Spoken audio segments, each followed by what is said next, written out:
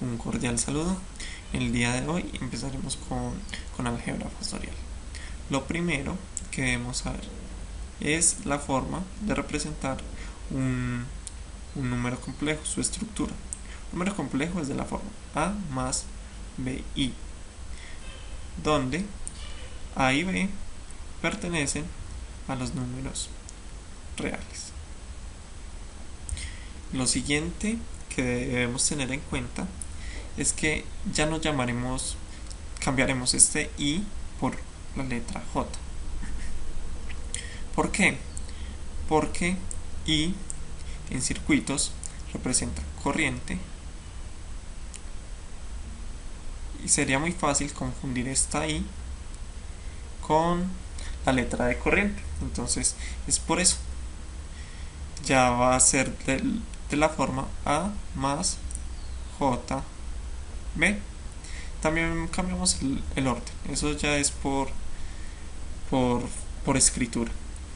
No afecta en nada las operaciones. Listo. Lo siguiente es las formas de representar un vector. Hay diferentes formas de representar un vector. La primera es de forma cartesiana.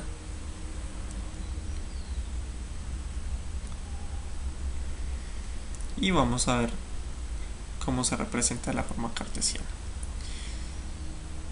Paso seguido hacemos un plano cartesiano. Este va a ser nuestro eje imaginario y este va a ser nuestro eje real.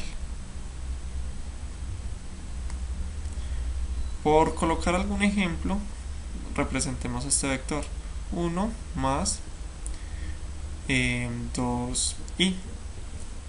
Este va a ser nuestro vectorcito a, se va a llamar a.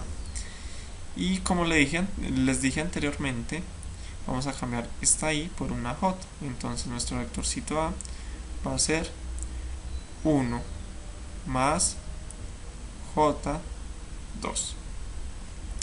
Entonces, para representar nuestro vector, buscamos el eje real. Entonces, 1, nos movemos 1 en el eje real, digamos que va a estar por acá. Y 2 en el eje imaginario, en el eje de la y, digamos por acá. Y unimos. Listo. Este va a ser nuestro vector A. Esa es la primera forma de representar un vector. La segunda forma de representar un vector es de forma polar. La forma polar se debe tener en cuenta que nos dan la magnitud del vector y nos dan un ángulo, llamémoslo θ. Se me olvidaba explicarles algo. Para sacar la magnitud de este vector, del vector A, basta con aplicar el teorema de Pitágoras. Acá podemos hacer una descomposición y nuestro vector está conformado por el vector A en su componente X más el vector A en su componente Y, la parte imaginaria. Acá tenemos un triangulito rectángulo. Por Pitágoras podemos decir que la magnitud de A, o sea, este lado, esta hipotenusa, va a ser igual a la raíz de ax al cuadrado más ay al cuadrado. Reemplazamos por los valores y decimos que es 1 al cuadrado más 2 al cuadrado, y eso va a ser igual, la magnitud del vector A va a ser igual a raíz de 5. Recuerden la prioridad operativa, primero la potenciación y después la suma. Entonces, listo. Vamos a seguir con lo que llevamos en forma polar. En forma polar nos dan la magnitud y nos dan un ángulo. Ese ángulo teta es este ángulo que forma con el eje real, el vector con el eje real. Listo. Para encontrar ese ángulo podemos utilizar alguna identidad trigonométrica. Vamos a utilizar, por ejemplo, la tangente. Tangente de teta va a ser igual a cateto opuesto sobre cateto adyacente. Podemos sacar este triangulito para verlo un poco mejor. Acá y acá. Entonces este va a ser nuestro cateto opuesto. Este va a ser nuestro cateto adyacente. Nuestro cateto opuesto es igual a 2. ¿Por qué 2? Porque pues es el eje imaginario, el eje de la Y. Y el cateto adyacente, este de acá, tiene un valor de 1. Entonces decimos que tangente de teta va a ser igual a cateto opuesto es 2 sobre 1. Y para encontrar teta decimos que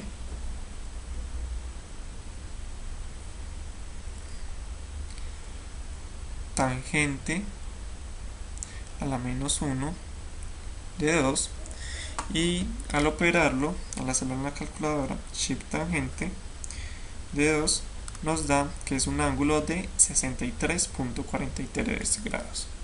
Entonces teta es igual a 63.43 grados. Entonces ya sabemos sacar la magnitud y la dirección o el ángulo de un vector. Así es como se representa en forma polar. Forma polar, pues digamos nos dan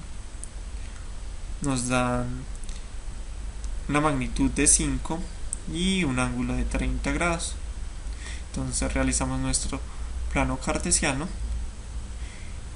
y decimos que una magnitud de 5,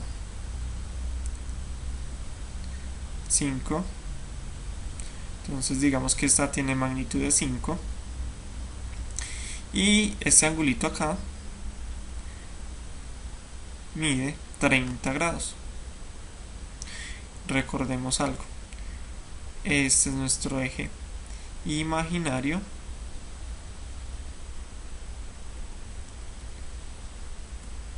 y este va a ser nuestro eje real. Listo. Lo siguiente es si nos piden hacer la conversión de polar a cartesiano, entonces lo único que tenemos que hacer es lo mismo, hacer la descomposición de este vector. Entonces digamos que este vector se va a llamar b y el vector b está conformado por su parte real bx más su parte imaginaria, que es la partecita en y. Listo, podemos utilizar alguna identidad trigonométrica que conozcamos y que nos sirva para este caso. Podemos utilizar, digamos, queremos encontrar primero que todo el cateto adyacente. Entonces utilizamos el coseno. Coseno de 30 grados va a ser igual a cateto adyacente sobre la hipotenusa, que vale 5. Y pasamos este 5 acá a multiplicar y encontramos cuánto vale cateto adyacente. Entonces sería coseno de 30 por 5 y eso nos da 4.33. 4.33. Y para encontrar el cateto opuesto o su parte imaginaria utilizamos la identidad trigonométrica del seno. Entonces seno de 30 y esto va multiplicado por 5. Entonces cateto opuesto va a ser igual a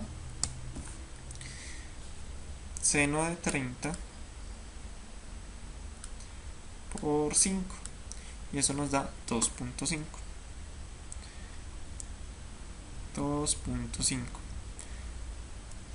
Ya con eso podemos reescribir nuestro vector en forma cartesiana. Entonces nuestro vectorcito b va a ser igual a la parte real, que fue la que encontramos, que es 4.33, 4.33 más 2.5 y, pero como estamos trabajando con fasores, cambiamos la i por j, entonces sería b igual a 4.33 más j en 2.5. Listo, acá ya tenemos nuestro vectorcito representado en forma cartesiana, que es lo mismo que tener 5 en un ángulo de 30 grados. Recordemos, esto es en forma cartesiana y esto es en forma polar. Bueno, eso ha sido todo por hoy. Hasta un próximo video.